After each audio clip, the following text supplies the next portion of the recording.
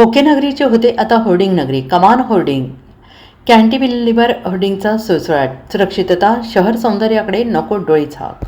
सांगलीत सध्या भल्या मोठ्या कमान होर्डिंग्ज आणि कॅन्टिलिव्हर होर्डिंगचा सुळसुळाट दिसू लागला आहे. ज्यादा महसूल मिळतोय, भाडे आणि शुल्क मिळते म्हणून सुरक्षितता, संभाव्य अपघात, शहर सौंदर्य या बाबींकडे डोळेझाक व्हायला नको. खोके नगरीच्या आता होर्डिंग नगरी होऊ नये याची दक्षता महापालिकेला घ्यावी लागेल.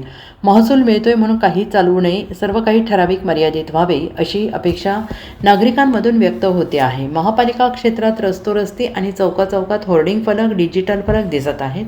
अधिकृत कमी आणि अनधिकृत जास्त असा प्रकार आहे. अनियंत्रित जाहिरात फलकांनी शहराचे विद्रुपीकरण होत आहे. त्यावर महापालिकेकडून ठोस कार्यवाही होताना दिसत नाही. उलट होर्डिंगचे नवे प्रकार शहरात दिसू लागले आहेत. चालकाचे लक्ष विचलित होऊन अपघात घडेल अशा पद्धतीचे कमान होर्डिंग, कॅन्टिलिव्हर होर्डिंग या रस्त्यावर उभारल्याचे दिसत आहेत. अशा फलकांना पोलिसांच्या वाहतूक शाखेने तसेच महापालिका आणि सार्वजनिक बांधकाम विभागाने परवानगी कशी काय दिली असा प्रश्न आता नागरिकांमधून उपस्थित होतो आहे. एकाच खांबावर उभे राहून पुढे आलेले ओव्हरहँगिंग मोठ्या होर्डिंगबाबत पुरेशी दक्षता घेणे गरजेचे आहे. अशा होर्डिंगची रचना कमकुवत असल्यास ते कोसळण्याचा धोका असतो. चालकाचे लक्ष विचलित होऊन अपघात घडण्याची शक्यता वाढते. महसूल मिळतो पण सुरक्षितता, शहर सौंदर्य या बाबीही तितक्याच महत्त्वाच्या आहेत.